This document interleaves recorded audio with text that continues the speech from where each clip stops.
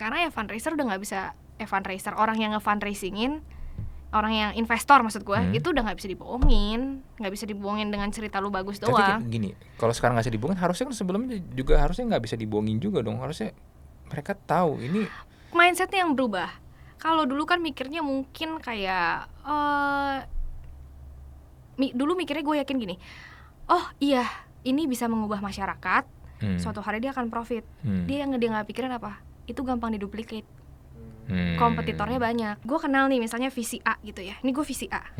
Lu bilang, gue bikin perusahaan apa deh dengan ide apa. Terus gue, ini kan bukan duit gue juga kan anyway kan. Duit siapa juga. Ya udah deh, gue ntar investasi di tempat lu.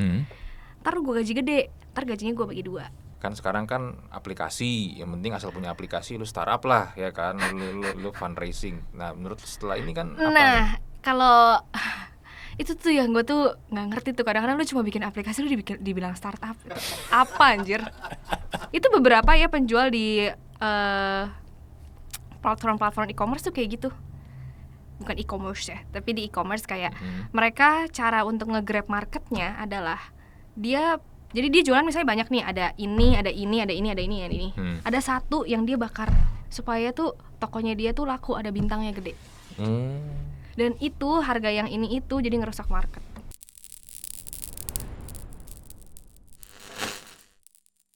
Selamat datang di Mushroom, kerja terus mati belakangan. Bersama gua Andri, dan untuk episode kali ini, apalagi Anda yang sudah menonton episode podcast Mushroom bersama Martin Terpilovsky, ini adalah muridnya Martin Terpilovsky, sahabat. Jessica Sukarsa, Investor Relation dari Bumi Varta. Apa kabar, Jess? Baik, thank you loh e-commerce sudah ngundang gue. Iya. Gimana, udah nonton video Martin belum? Harusnya nonton dulu ya sebelum nonton video ini. Harusnya sudah ya. Iya, karena akan ada kaitannya nih. Wis, mantap. Iya.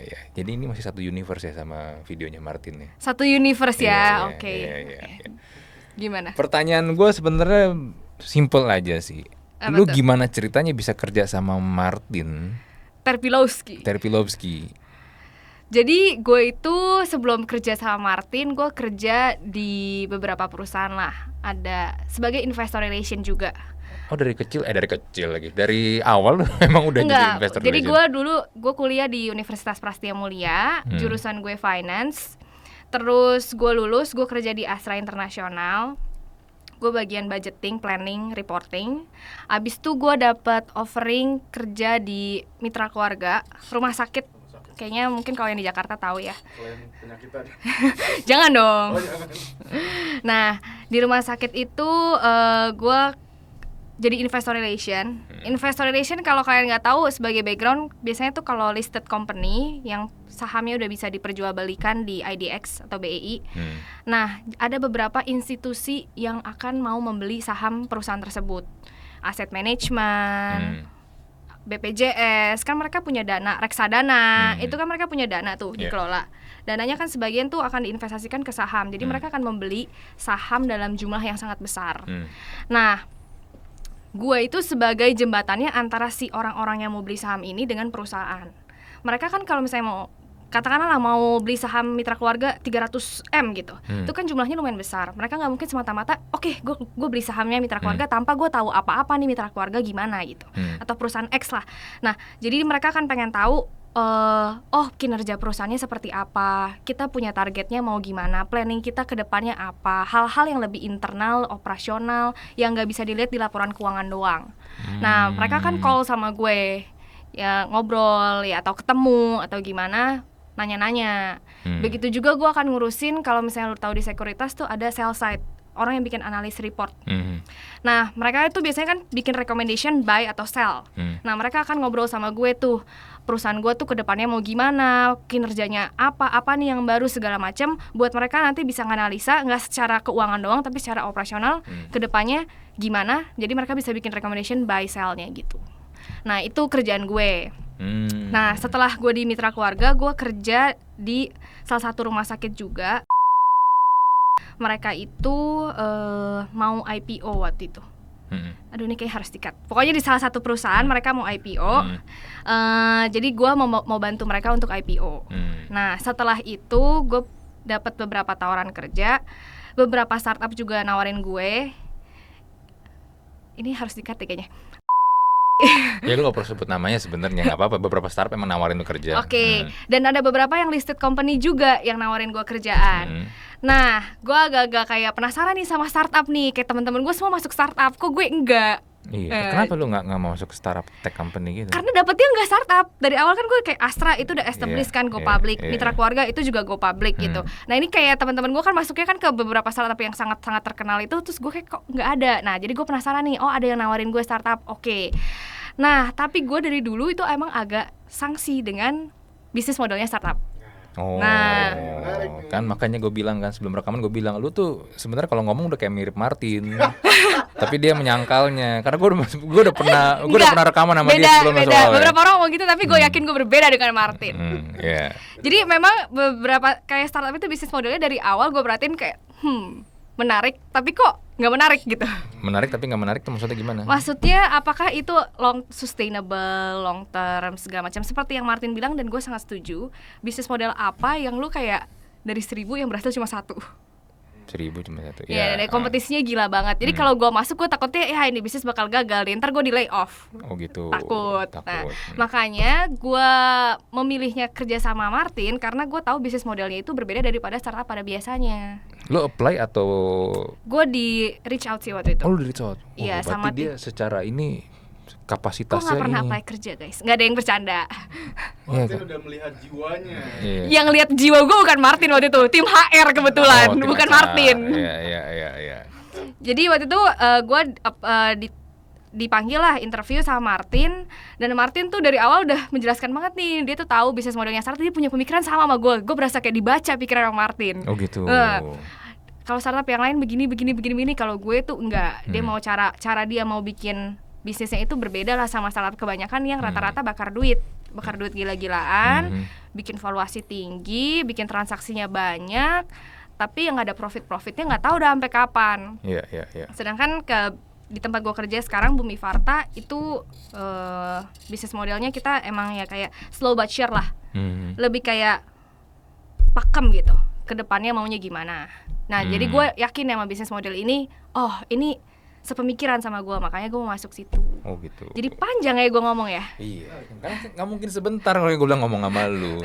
Terus gimana rasanya kerja sama Martin? Ini tempat kerja terbaik gue. Tempat kerja terbaik. Masa? Karena lu sekarang emang lagi kerja sama Martin tuh ngomong begitu? Enggak. Gue jujur kalau ngomong. Kalau misalnya nggak terbaik, gue nggak akan ngomong gitu. Oh gitu. Ya, kita sudah tersambung dengan Martin. Halo Martin. Oh enggak. Karena environmentnya enak banget.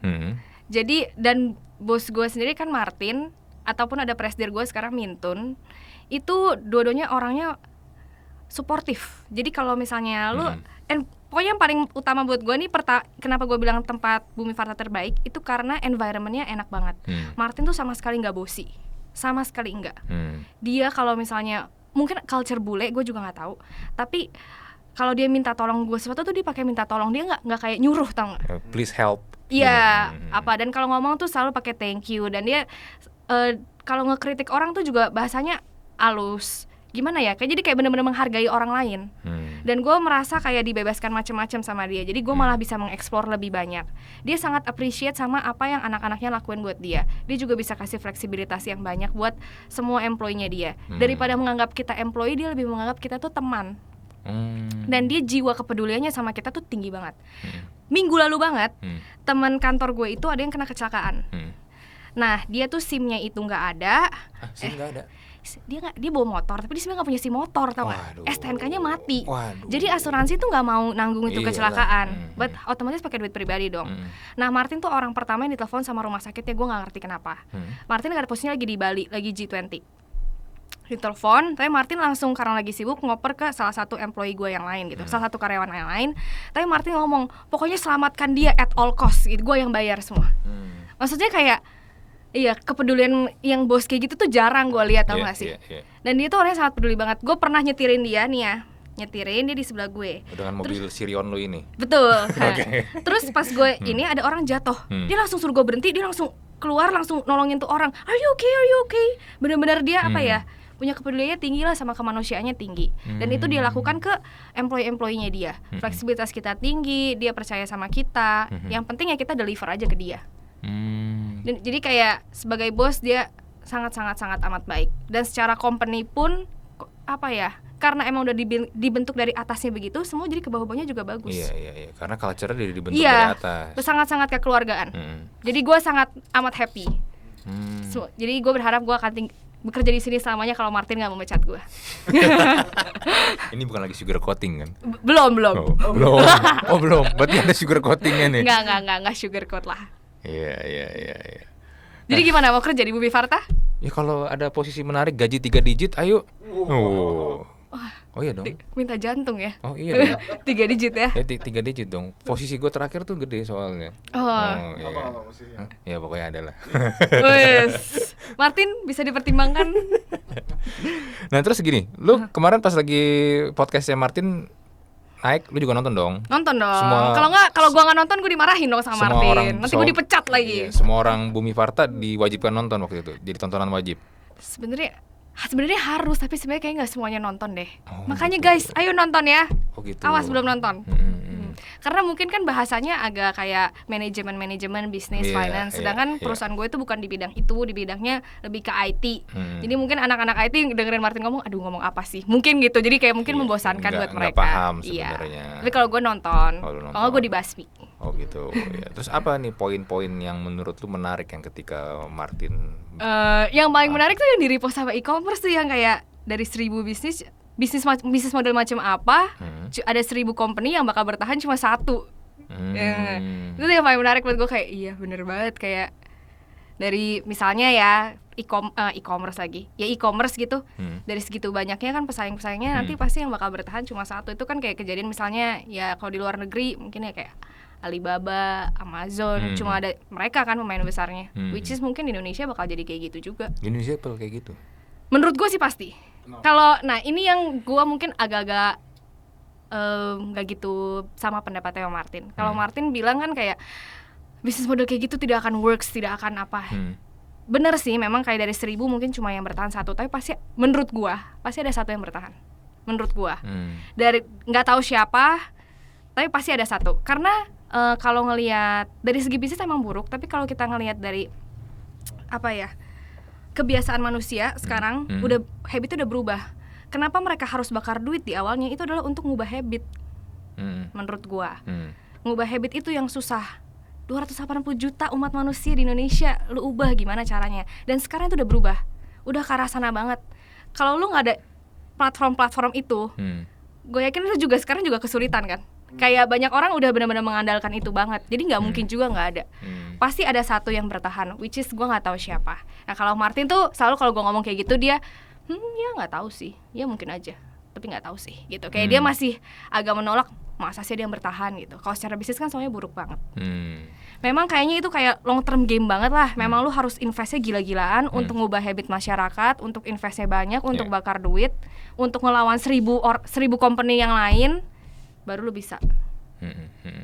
Ya tapi kalau tadi lu ambil case-nya kayak Amazon ya, Amazon sendiri pun ujung-ujungnya ketika sekarang ini kebanyakan juga akhirnya barang-barangnya dari China mainland kan, sering kan akhirnya fulfillment by Amazon, tapi kan tuh barangnya nggak di situ, barangnya diambil dari China juga, import.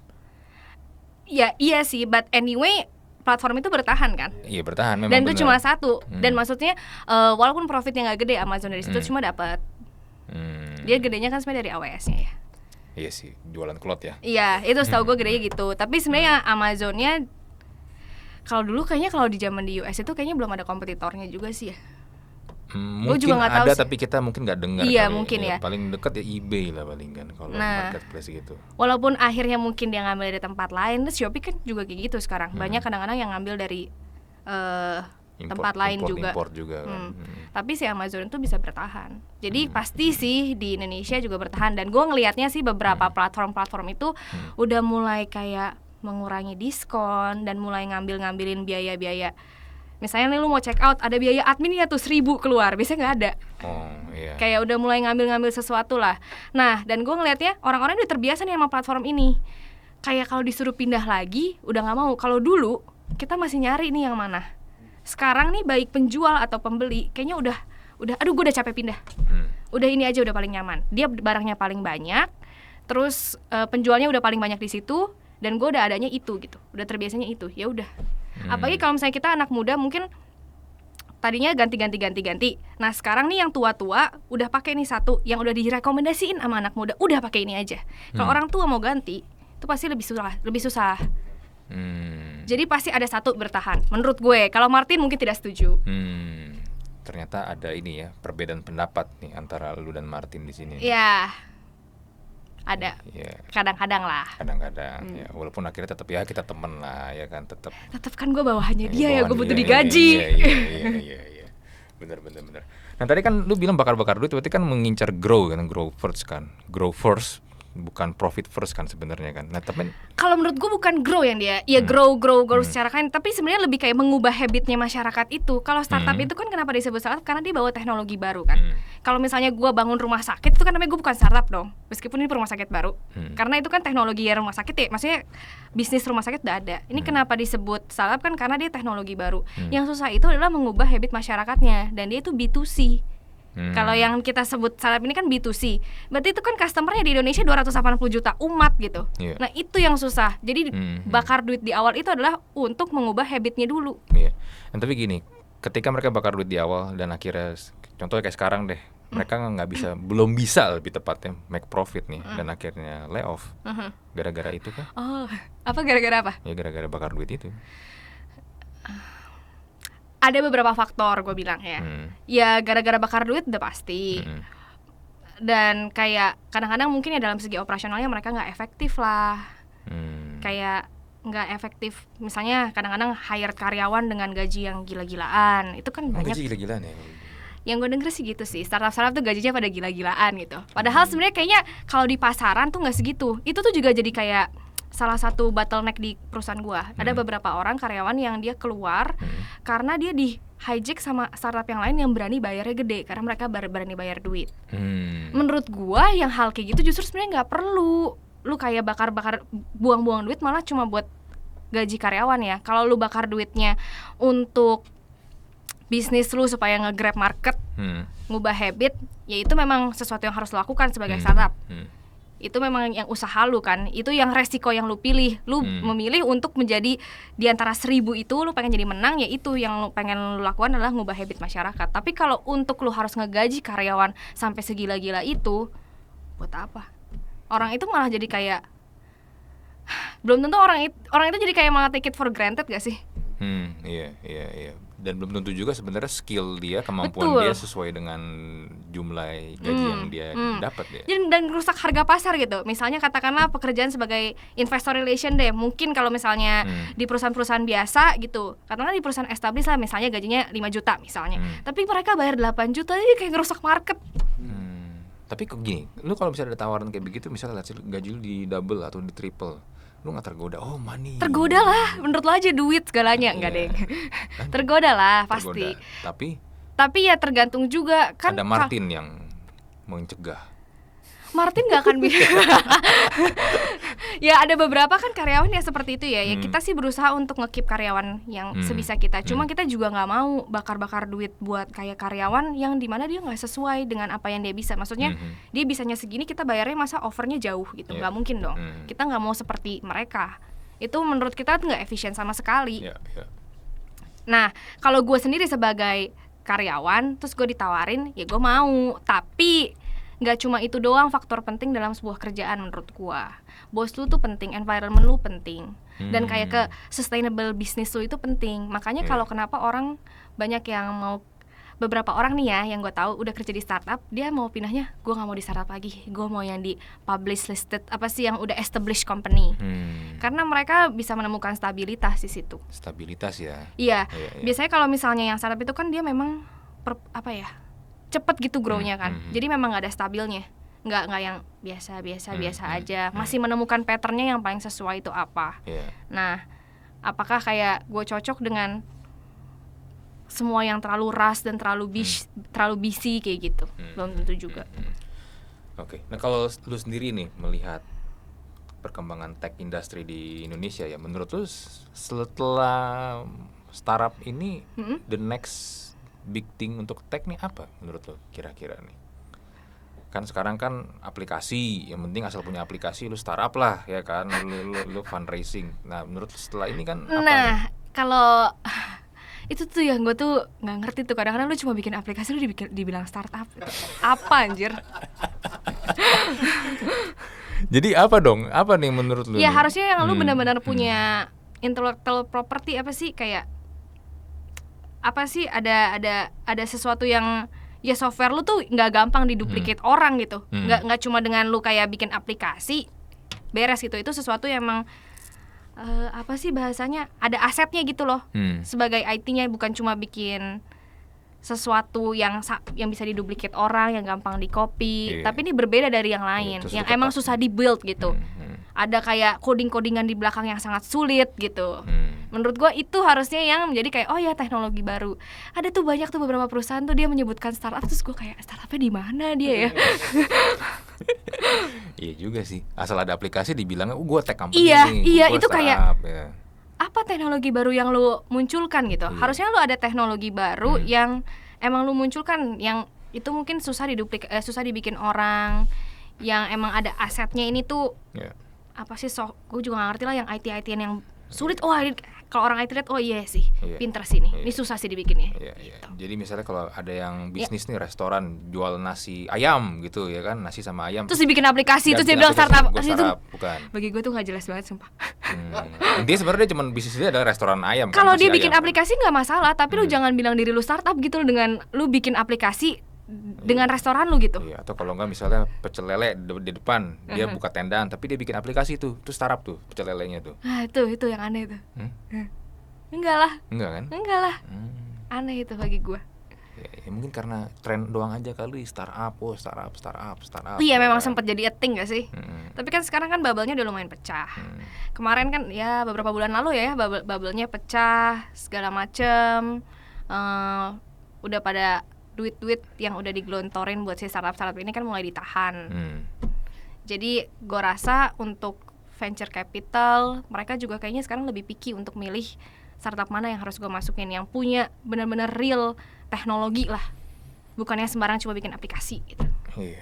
Habis kalau kayak gitu ya lu dapat duit tapi rugi nggak apa-apa kan sebenarnya, ya sorry itu sih ya, tapi menurut gue ya semua orang bukan scam anjir, apa udah scam sama dia. Bukan scam, maksud gue gini loh, semua orang kan harusnya bisa kalau cuma kayak gitu doang kan. Iyalah lu kan kayak lagi main PlayStation, lagi main game apa, lu pakai Game Shark atau lu pakai ini kan cheat code kan, unlimited money misalnya. Iya kan? banget. Lu nggak pusing, unlimited life, jadi lu darahnya nggak bakal habis. Ya setuju. Makanya kalau misalnya cuma bikin bisnis kayak gitu doang mah, ya semua orang bisa lah. Gue beli aja ini 5.000, gue jual 2.000. Itu kan sekarang mainnya gitu. Itu beberapa ya penjual di platform e-commerce tuh kayak gitu. Bukan e-commerce ya, tapi di e-commerce kayak mereka cara untuk nge-grab marketnya adalah dia jualan misalnya banyak nih, ada ini. Ada satu yang dia bakar supaya tuh tokonya dia tuh laku, ada bintangnya gede. Dan itu harga yang ini itu jadi ngerusak market. Itu pedagang tuh, maksudnya pedagang biasa kan? Gue soalnya ngobrol sama toko kelontong kayak gitu tuh. Itu tuh banyak tuh yang di platform dia ngerusak market karena dia mau ngebakar duit. Jadi kayak misalnya ini harganya dia beli 5.000, dia jual sengaja 2.000, tokonya jadi rame, bisa kebeli yang lainnya. Jadi dia ruginya di sini, untungnya di situ. Kayak gitu kan semua orang bisa. Iya, tapi kalau misalnya cara kayak gitu akhirnya dia bisa make profit sih menurut gua nggak apa-apa ya, karena kan emang ada satu barang yang memang didiskon sama dia kan. Benar, tapi sebenarnya itu ngelanggar ini tahu. Melanggar apa? Dari supplier kan biasanya lu ada HET-nya. Oh iya, benar. Nggak boleh sebenarnya. Ya sebenarnya sih, ya kalau pada akhirnya lu profit ya udahlah, tapi sebenarnya nggak boleh sih. Ya nggak sih? Ada HET-nya. Iya benar. Harga yang memang udah dikasih sama dari ini supplier kan, dari supplier kan biasanya nggak boleh. Lu kayak ini maksimal dijual berapa gitu. Lu nggak boleh jual rugi, lu nggak boleh ngerusak market. Kayak MSRP gitu nggak sih? Apa tuh? Harga terendahnya gitu nggak sih? Untuk dijual. Iya benar, kayak ada. Tapi dia juga biasanya tuh dari supplier juga ada harga maksimalnya. Iya. Lu nggak boleh kayak ya ada range harganya. Iya, karena ntar lu ngerusak satu market di situ. Kalau misalnya lu bisa jual, katakanlah Kalau misalnya kayak distributor apa ya FMCG gitu, misalnya kan ada marketnya sendiri di Jakarta, Surabaya, apa-apa. Misalnya di Jakarta lu jualnya lebih murah daripada kota-kota lain. Takutnya kan lu merusak market bahkan di daerah-daerah lainnya juga. Iya, bener sih. Sebenarnya udah ada harga, emang udah ada kontrol harga sebenarnya dari ini supplier ya kan. Iya. Ternyata ada yang main kayak gituan ya. Pantesan gue kadang suka lihat juga barang-barang ini kok kayaknya harganya murah banget ya kalau lu beli di marketplace. Ternyata begitu cara mainnya. Iya, biar ngegede, mirip-mirip ya sama startup ya. Iya nggak sih? Iya. Cara mainnya gitu sekarang. Nah terus gini nih, kan yang gue lihat sekarang kan di Tech Winter sekarang ini ya, masih ada ya tapi yang fundraising. Itu menurut tuh gimana tuh? Waduh, gimana ya? Eventually tuh bakal stop lah, itu fundraising itu nggak mungkin bertahan orang. Ya, itu kan cuma beberapa doang ya. Ya bersyukurlah kalau lu masih bisa dapat fundraising di saat maksudnya perusahaan lu apa ya nggak punya sesuatu yang bisa dijual. Maksudnya kalau punya startup itu kan biasanya ngejual cerita kan, ngejual projection. Terus kalau misalnya lu masih bisa dapat fundraising sekarang ya berarti mungkin projection lu, cerita lu masih bagus, masih dilihat optimis. Tapi sekarang gue ngeliat tuh semua lebih ketat. Kalau lu misalnya cerita lu emang buruk, story lu buruk, ya biasanya udah gak mau sih. Yang penting cerita jadinya. Kalau bagi startup kan gitu, visi kan katanya begitu. Soalnya apa yang mau dibawa juga ke para fundraiser ini? Kan mereka emang tadinya nggak cuma punya ide kan? Cuma berawalnya memang dari ide, ya memang yang bisa dibawa itu cuma cerita, semuanya cuma ya angka-angka projection doang lah. Emang nggak bisa dibuktikan dengan apa-apa ya, soalnya baru memulai. Biasanya ujung-ujungnya ini ya ngomongnya to make the world better place ya. Iya kan? Atau iya kan bisa ngomongnya gitu kan? Iya kurang lebih. Iya kan? Gue nggak suka tuh yang riset-riset kayak gitu, realistis aja nah apa sih? To make the world better place, kita ingin solving problem, human problem.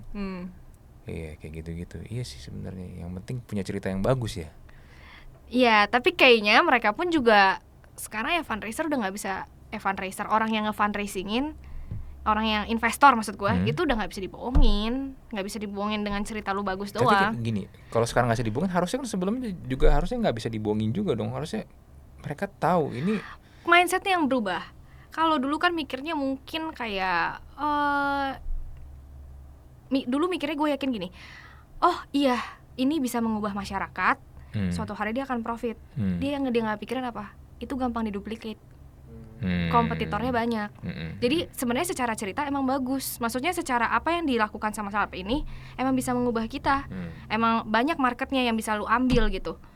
Tapi mereka lupa kompetitornya itu bisa banyak karena ini gampang banget diduplikasi. Gitu. Akhirnya mainnya main kuat-kuatan duit.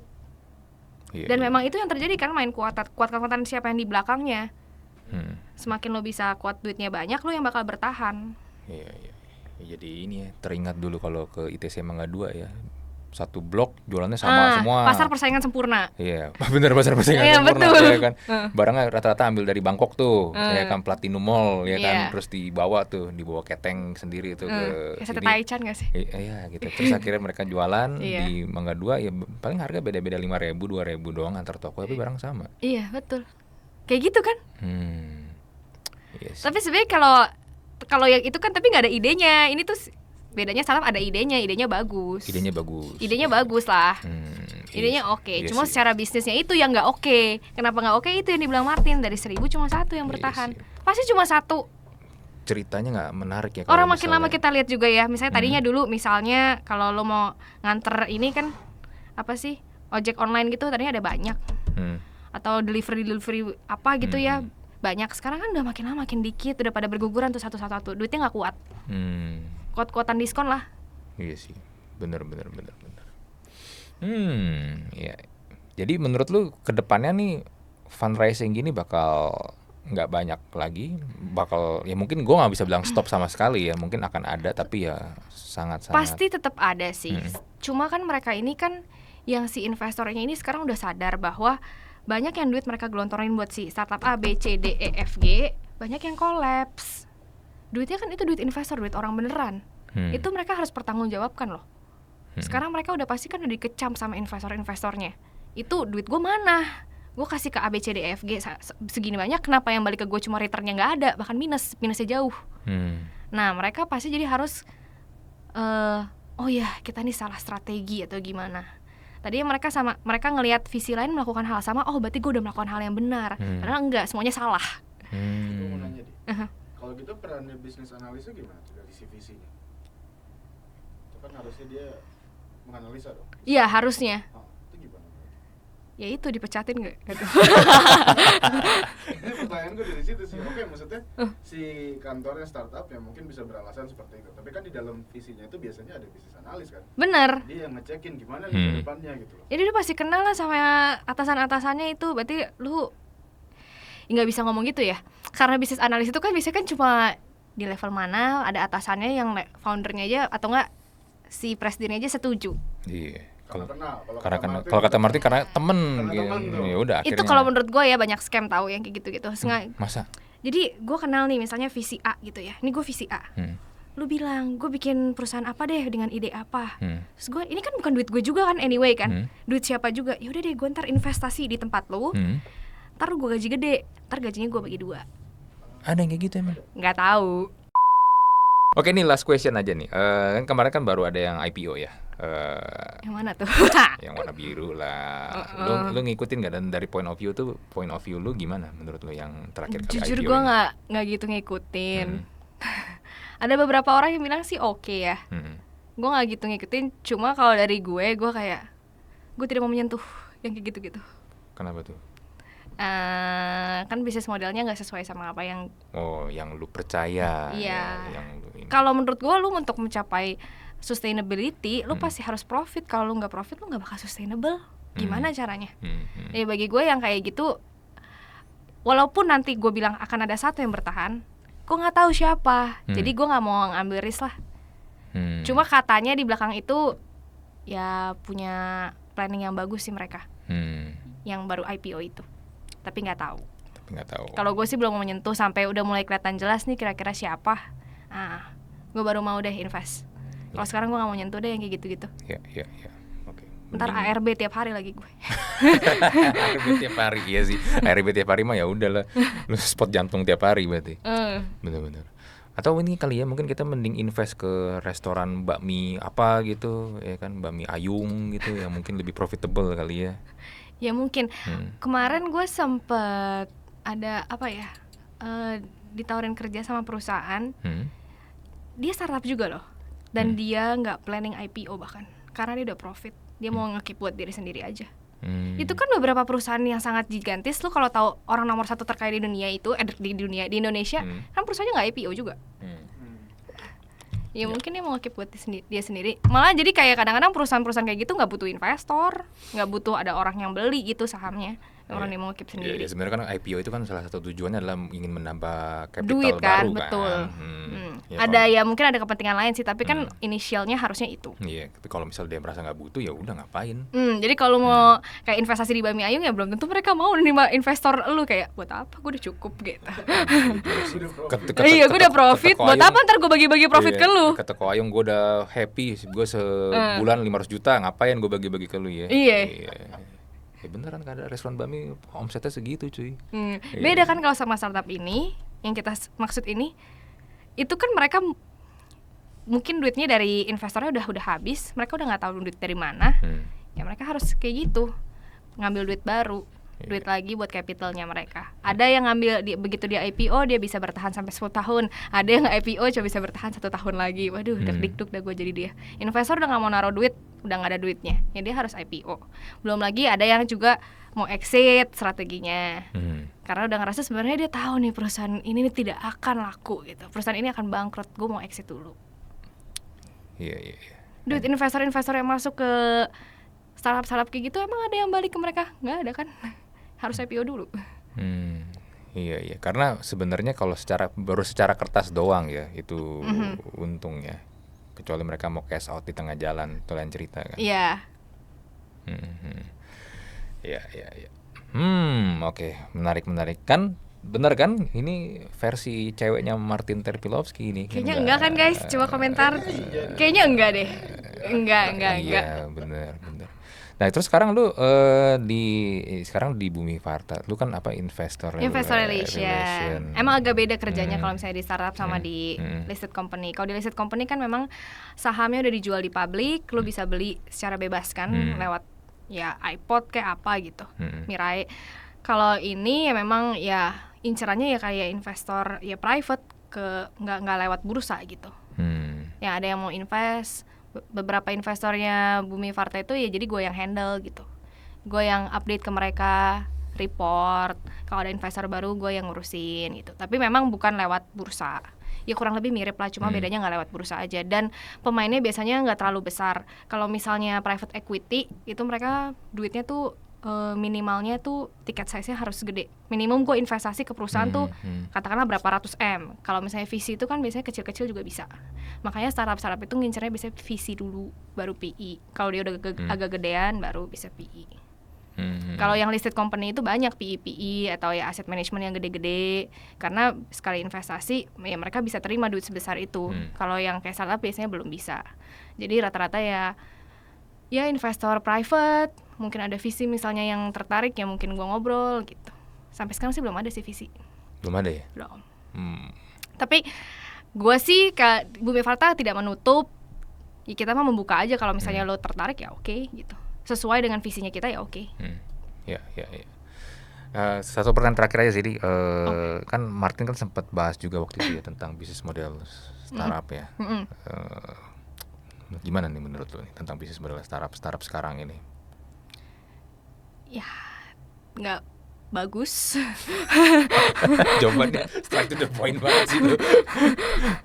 Nggak bagus tapi membantu masyarakat menurut gue iya. Membantu masyarakat ya. Kalau secara buat kita sebagai user kita merasa terbantu nggak sih? Iya sih menurut gue ya. Ya diskonnya waktu itu sangat. Tapi dia mempercepat.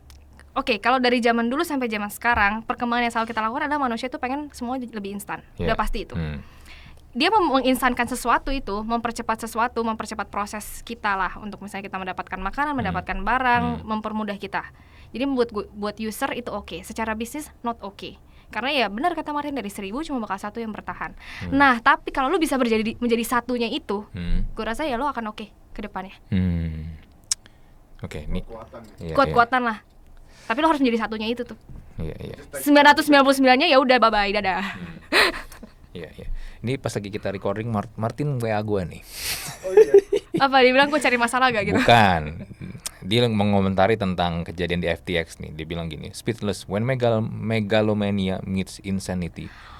Possibly the biggest fraud in history for a few weeks at least had a metaverse-based auditor. Oke, jadi a firm called Prager Metis audit FTX financial statement. It claims to be the first certified accounting firm to open an office in the metaverse. Jadi ada ini accounting firm buka kantor di metaverse. Buat apa sih coba? Kan banyak juga tuh yang konser-konser di Iya, metaverse. kalau konser is entertainment lah. Ya gue masih oke lah ya kalau buat, karena basically kan sekarang kalau yang gue lihat ya sekarang ya metaverse itu kan basically is a game kan. Iya, betul. Itu kan game kan. Ya Kayak kalau Sims. Ya kayak The Sims bener, atau kayak Roblox gitu kan. Ya kalau konser atau games gitu, tapi ini auditor di metaverse. Gue nggak tahu sih, kalau Martin sih benar-benar kayak sangat no crypto metaverse apa itu gitu. Kalau gue lebih no comment ya. Lu no comment. Iya, kayak nggak tahu, jujur nggak tahu. Barangkali aja tiba-tiba kita nanti kayak Ready Player One. Tahu kan lu tuh film itu? Tahu, Ready Player One. Barangkali ya nggak tahu gitu. Iya, bisa jadi sih kalau Ready Player One. Barangkali 100 tahun lagi kita kayak gitu mungkin gak sih? Walaupun agak impossible, rasanya gue tetap butuh kayak bertemu orang ya. Ya kita nggak pernah tahu kan. Kayak sekarang handphone touchscreen pun dulu kan kita nggak pernah ngebayang. Kita lihat di Star Trek layar touchscreen. Iya. Iya kan? Iya. Ya warteg kan tunjuk, Bu, ini kikil lah tuh. Iya, nggak tahu. Jadi kalau metaverse 100 tahun lagi mungkin ya nggak tahu deh, pokoknya nggak tahu. Nggak bisa lihat juga kali ya. Iya. Gue no comment lah kalau itu. Iya. Ya udahlah, daripada ini ya kita terlalu ke ujung jurang. Gue agak ngeri bener ngomong sama lu. But anyway gini loh. Ya jadi sebenarnya gini kan, yang gue bisa simpulkan adalah ya apa yang lu dapetin dari Martin, lu ikut sama Martin ya sebenarnya memang yang lu yakini juga Iya, kan gue sebenarnya. jadi justru gue mau bersama Martin karena gue memiliki pemikiran yang cukup sejalan sama dia.